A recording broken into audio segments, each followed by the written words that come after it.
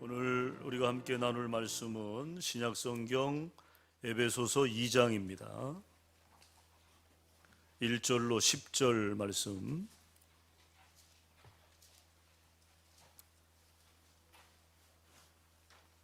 제가 가진 성경은 310쪽입니다. 에베소서 2장 1절로 10절 말씀.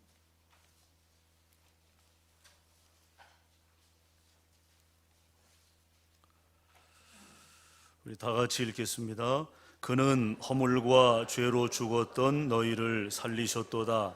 그때에 너희는 그 가운데서 행하여 이 세상 풍조를 따르고 공중의 권세 잡은 자를 따랐으니 곧 지금 불순종의 아들들 가운데서 역사하는 영이라. 전에는 우리도 다 그 가운데서 우리 육체의 욕심을 따라 지내며 육체와 마음에 원하는 것을 하여 다른 이들과 같이 본질상 진노의 자녀이었더니 긍휼이 풍성하신 하나님이 우리를 사랑하신 그 큰 사랑을 인하여 허물로 죽은 우리를 그리스도와 함께 살리셨고 너희는 은혜로 구원을 받은 것이라. 또 함께 일으키사 그리스도 예수 안에서 함께 하늘에 앉히시니 이는 그리스도 예수 안에서 우리에게 자비하심으로써 그 은혜의 지극히 풍성함을 오는 여러 세대에 나타내려 하심이라. 너희는 그 은혜에 의하여 믿음으로 말미암아 구원을 받았으니 이것은 너희에게서 난 것이 아니요 하나님의 선물이라. 행위에서 난 것이 아니니 이는 누구든지 자랑하지 못하게 함이라.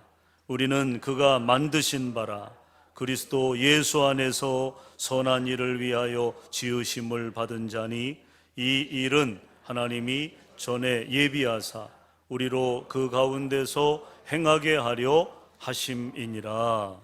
아멘.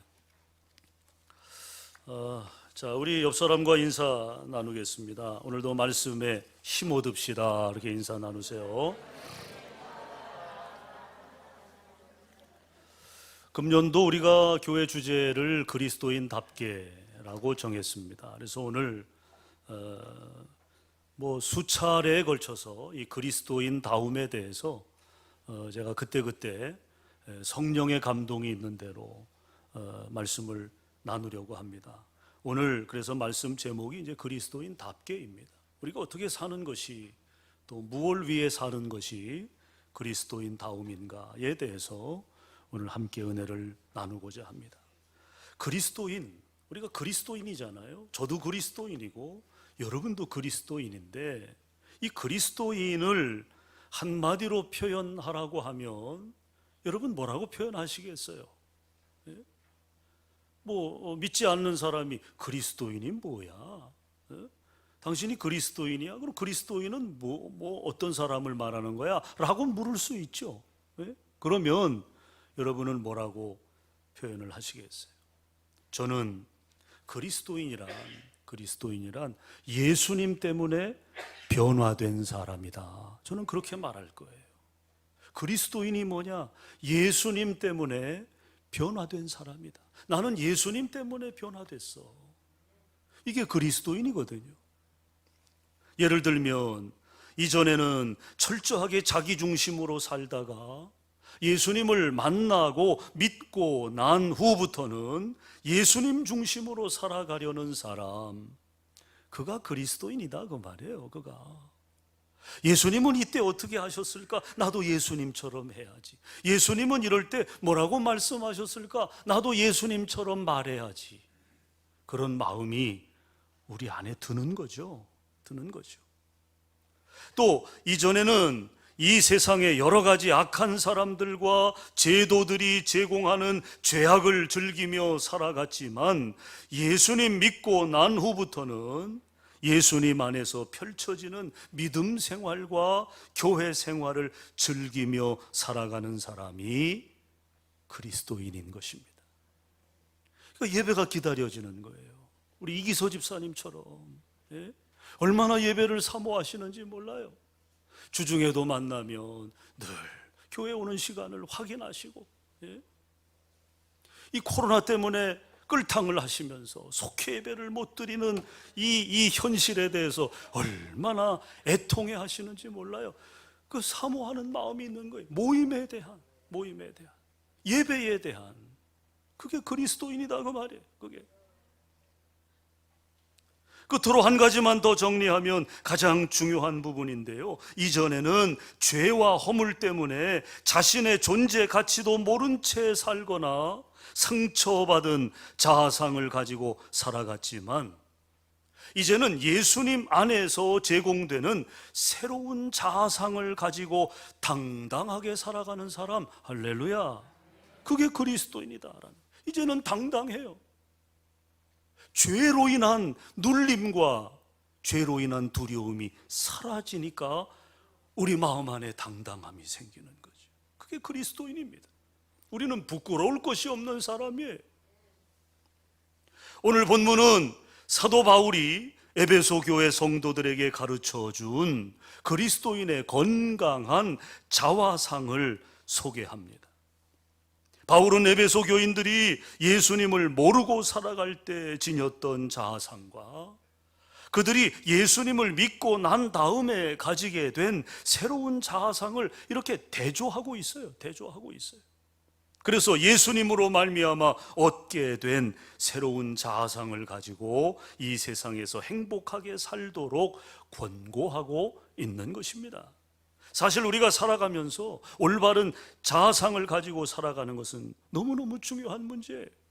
왜냐하면 삐뚤어진 자아상, 상처받은 자아상, 그것을 가진 사람들은 언제나 불행을 만들어요. 불행 가운데 살 뿐만 아니라 자기도 불행할 뿐만 아니라 남도 불행하게 만든다는 거죠.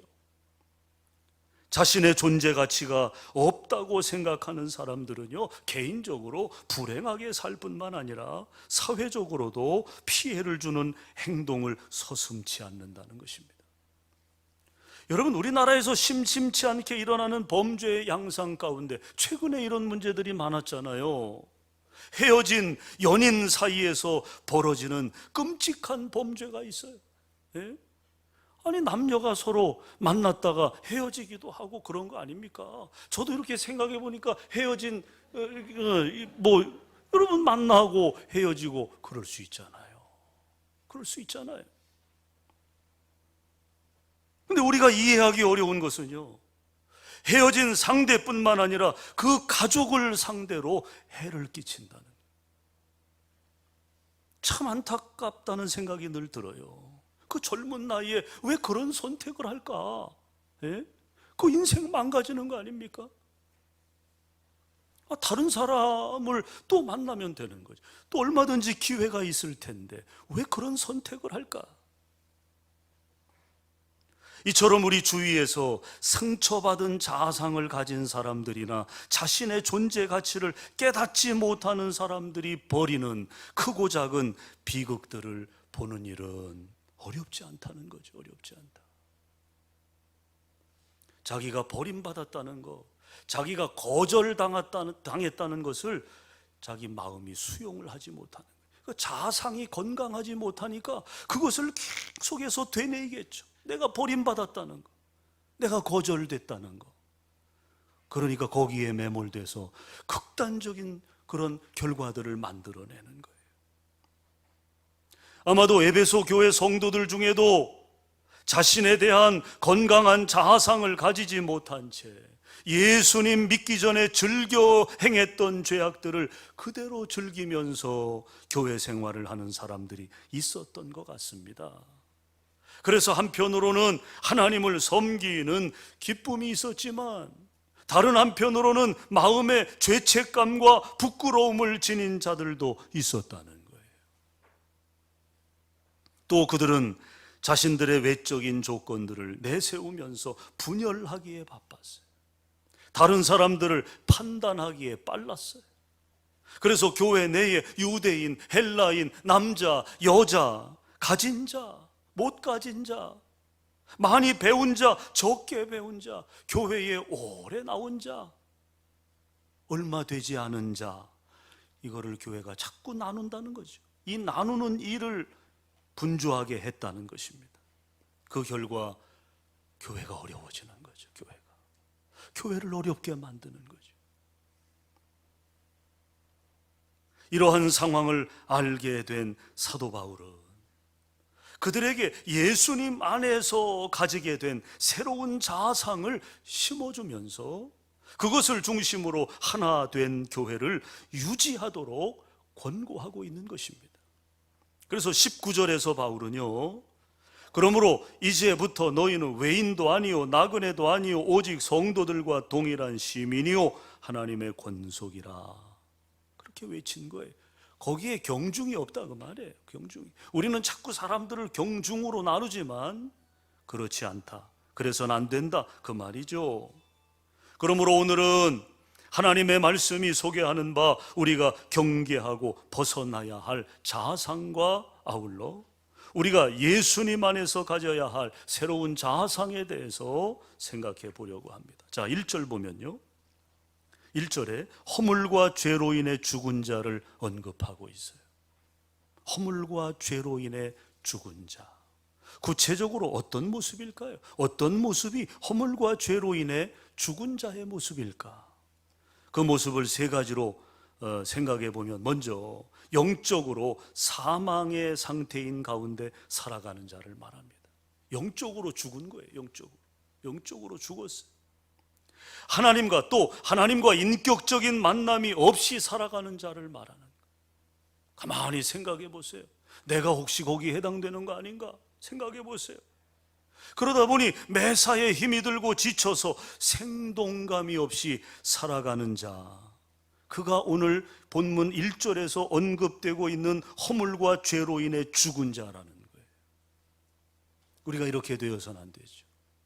이 상태가 계속해서 진행되면 안 되죠. 유지되면 안 되죠. 또 2절 하반절에 보면요, 불순종의 아들들이라는 표현이 기록되어 있어요. 불순종의 아들들, 어떤 자들일까? 매사에 마음 내키는 대로 생활하고 하나님의 뜻에 순종할 줄 모르는 자들, 불순종의 아들들이죠. 뭔가 이렇게 신앙의 어떤 체계를 잡아가고 뭔가 이렇게 신앙의 질서를 세워가야 하는데 이게 무질서해버리는 거죠. 자기 감정대로 움직여지는 거예요. 하나님의 뜻을 알고도 행하지 않는 거죠. 자, 그 다음에 또 3절에 보면 본질상 진노의 자녀라고 하는 표현이 또 나와요. 본질상 진노의 자녀, 즉 자신이 범한 죄들에 대한 하나님의 진노가 언젠가는 자기에게 임할 것이라는 불안감 속에 살아가는 자들을 말합니다. 늘 불안한 거예요. 아유, 내가 이러다 하나님께 매맞지, 내가 이러다가 하나님 앞에 혼나지. 두려움이 있는 거죠. 두려움이. 그러므로 항상 죄책감과 두려움 가운데 살아가게 되는 것입니다. 저 미국 LA 지역에서는 사과 전화 회사가 성업 중이라고 합니다. 뭐 지금도 그런지는 모르겠지만 이 사과, 그러니까 용서를 구하는 거죠. 먹는 사과가 아니라, 누구는 뭐 사과를 했더니 사과를 이렇게, 우롱하는 거죠. 우롱. 사과 전화 회사가 성업 중이라는 거예요. 그러니까 대개 여러분 그 신부, 카톨릭 신부에게 이제 고해 성사를 한단 말이에요. 자신의 죄를 다 이제 신부에게 고해하지 않습니까? 근데 그걸 믿지 못하는 사람들, 신부에게 이야기했다가 그게 지역에서 소문이 나면 어떡하나. 그 신부를 믿지 못하는 사람들이 자동 응답기에다가 전화, 그 자동 응답기에 죄를 털어놓는다는 거예요.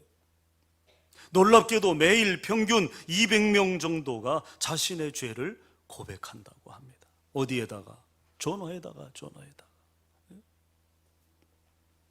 예를 들면 학대라든지 혹은 뭐 거짓말, 남에게 준 상처들, 심지어 살인, 또 마약, 알코올 중독으로 인한 폭력 등등 해서 많은 사람들이 그렇게 전화회사를 통해서 자신의 죄를 고백하는 거예요. 고백하는. 저는 그들의 그 애씀이 측은하게 여겨져요. 왜냐하면 자신들의 죄로 인한 그 무거운 짐을 스스로 짊어진 채 용서받고 자유할 수 있는 길이 있음에도 불구하고 그렇게 하지 못한 자들의 애타는 절규이기 때문이죠.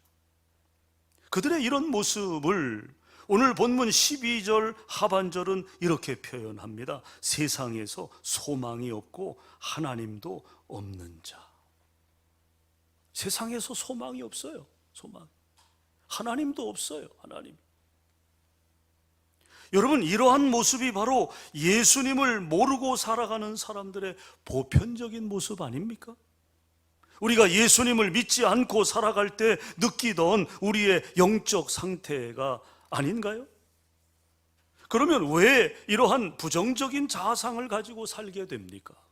근본적으로는 우리의 죄 때문입니다. 여러분, 죄가 뭡니까? 하나님의 자리를 침범하여 우리가 하나님처럼 살아오던 영적 교만, 그것이 죄 아닙니까? 또 하나님의 말씀을 따르지 않고 청개구리처럼 행동하는 것, 그것이 죄다. 그것이.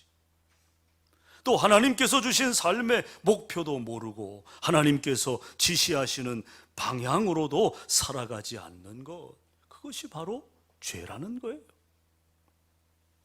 우리가 이런 죄를 범하게 될 때 그 결과로 우리 안에 부정적인 자아상이 형성되어지게 되는 거예요. 부정적인 자아상. 그리고 마침내 기록된 말씀대로 그 죄의 삭스로 인해 뭐가 온다? 사망이 온다. 죄의 삭스는 사망이라고 했잖아요. 하나님의 진노가 우리 위에 머물게 되는 것입니다. 그러므로 우리는 우리가 범한 모든 죄와 허물을 인정하고 하나님 앞에 자백해야 합니다. 그리고 하나님께서 예수님의 십자가에서 우리의 죄의 값을 대신 치러 주셨다는 점을 믿기만 하면 되는 거예요. 믿기만 하면. 뭐 거기에 어떤 다른 대가가 없잖아요. 그저 믿으라는 거예요. 내 죄를 예수님께서 저 십자가에서 다 피 흘려 주심으로 씻어 주셨다, 용서해 주셨다. 그걸 믿어라. 아멘. 믿겠습니다. 그러면 되는 거예요. 거기에 또 다른 어떤 것을 요구하심이 없다는 것입니다. 그저 믿기만 하라. 그렇게 하면 우리를 괴롭히는 부정적인 생각들로부터 벗어나게 된다는 거예요. 자유함을 얻게 되는 거예요. 자유함을. 그러면 우리 그리스도인이 지닐 수 있는 새로운 자아상은 무엇입니까? 우리가 우리의 허물과 죄를 예수님의 십자가 앞에 내려놓고 용서를 빌 때 하나님께서 제공하시는 새로운 신분이 있어요. 그것이 뭐냐? 하나님의 은혜의 위력이 있어요. 그것이 뭐냐? 오늘 4절 5절의 말씀입니다. 우리 다 같이 한번 읽겠습니다. 4절 5절 시작.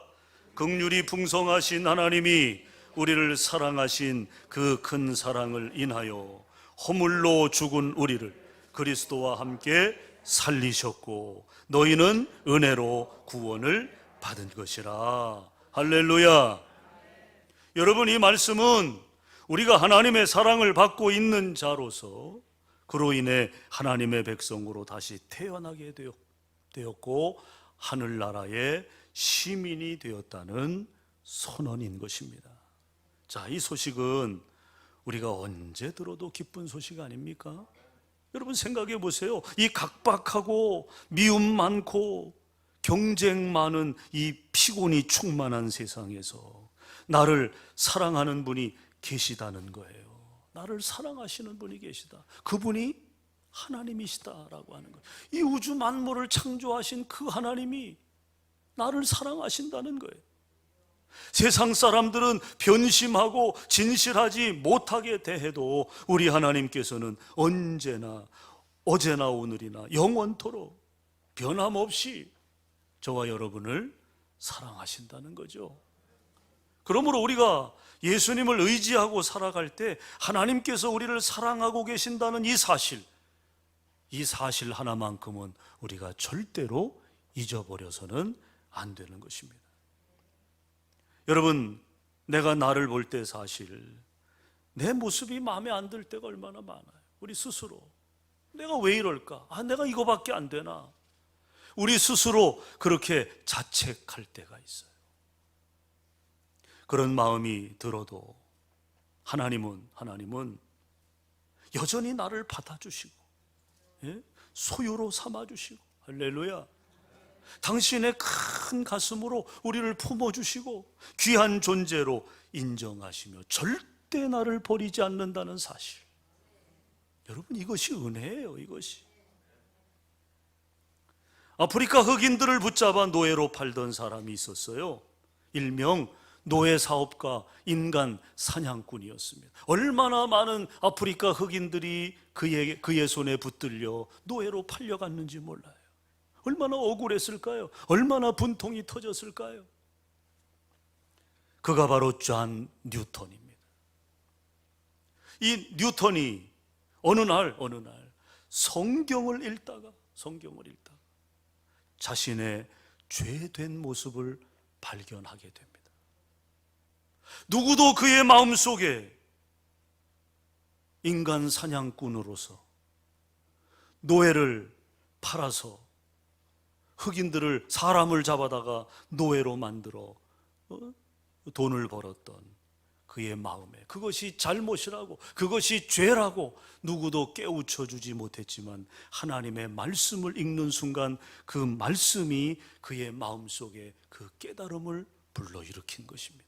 그것이 얼마나 잘못된 일인지, 그것이 얼마나 죄된 모습인가를 하나님의 말씀을 통해서 그가 철저히 깨닫게 되고 깨어지게 됩니다. 깨어지게.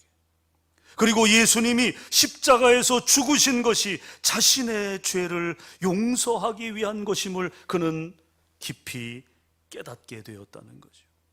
그것이 하나님의 자비와 은혜임을 그는 깨달았습니다. 그래서 지은 찬송가가 바로 305장입니다. 305장.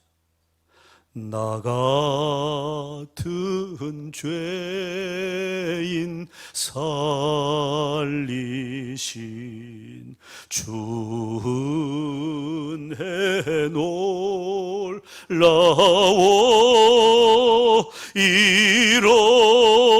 잃었던 생명 찾았고 광명을 얻었네. 존 뉴턴은 이 가사 속에 자신의 회개의 고백을 담은 거죠. 나 같은 죄인 살리신 주 은혜 놀라워, 주 은혜 놀라워.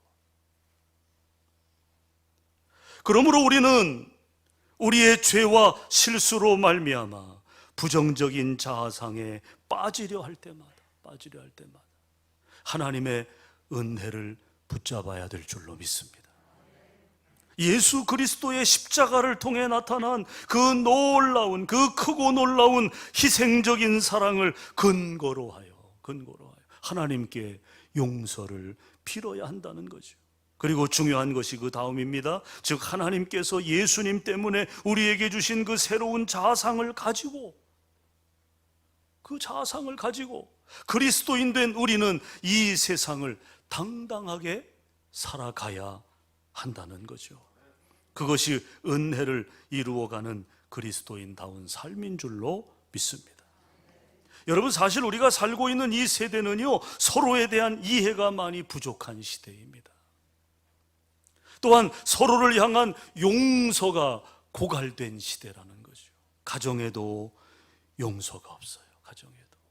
직장에도 사랑이 없어요. 심지어 교회에도 하나님의 은혜를 찾아보기가 어렵습니다. 오히려 율법주의와 경쟁주의, 당 나누기와 결점 찾기가 팽배한 사회 속에 우리는 살아가고 있다는 거죠. 그 사이에서 서로가 서로에게 상처를 줍니다. 또 상처를 입고 살아가고 있습니다. 그러는 중에 하나님께서 베풀어 주신 은혜도 잊어버리고 살아가고 있다는 거예요. 이제 우리는 그리스도인으로서 우리가 더불어 사는 곳에 하나님의 은혜가 넘치게 해야 될 줄로 믿습니다. 금년 한 해 오늘 우리의 사명이 거기에 있다는 거예요. 거기에 내가 머물러 사는 곳, 내 발걸음이 닿는 곳, 나를 만나게 되는 그 사람, 장소, 물론하고 거기에 하나님의 은혜가 넘치게 해야 한다. 그리스도인답게 살아갈 때 그것이 가능하게 될 줄로 믿습니다. 끝없는 용서와 사랑의 물결이 출렁이게 해야 한다는 거예요. 출렁이게. 그래서 우리의 배우자들과 자녀들이 우리가 베푸는 끝없는 사랑 때문에 하나님의 은혜를 발견할 수 있도록 해야 한다는 거죠. 또 우리 교회의 성도들이 그리스도인답게 우리가 베푸는 용서와 거룩한 사랑 때문에 교회 생활 속에서의 즐거움과 기쁨을 맛볼 수 있도록 해야 한다는 거예요. 여러분, 교회마다 보면 그렇게 분위기 메이커가 있어요. 분위기 메이커가. 그분이 오면 교회 분위기가 환해지고, 그분으로 인해서 이렇게 모임이 훨씬 더 재미있어지고 화기애애해지고, 우리가 그런 역할을 해야 한다 그 말이죠. 우리 한 사람 한 사람이 나로 인하여 기쁨을 맛보게 하고, 나로 인하여 행복하게 하고. 여러분, 2022년 한 해는 우리가 힘들고 어려워도 좀 그렇게 살아봤으면 좋겠습니다. 말 한마디를 건네도 좋은 말이 있잖아요. 좋은 말. 그를 행복하게 하는 말이 있잖아요. 아유, 오늘 패션이 끝내주는데 어쩌면 그렇게 색깔이 잘 맞아. 뭐 이런 거. 그거 돈 들어요, 여러분? 돈 안 들잖아요. 그러나 그 말을 듣는 이는 얼마나 마음의 기쁨이 충만하겠어요. 야, 나를 이렇게 인정해 주는구나. 감사하죠. 기쁘죠. 가정에서도 마찬가지. 여러분, 금년 한 해는 그렇게 나로 인하여 누군가 기쁨을 얻을 수 있도록, 내가 그리스도인이라면 그리스도인의 영향력은 바로 그런 거죠. 다른 사람들의 슬픔을 감싸주고 위로해주고 격려해주고. 만약에 우리가 그렇게 살지 않으면 우리 공동체는 서로가 주는 아픔과 상처로 말미암아 힘을 잃게 되고 말 것입니다. 여러분, 그렇게 되기를 원치 않으시죠? 우리 신앙 공동체가 힘을 잃어서야 되겠습니까?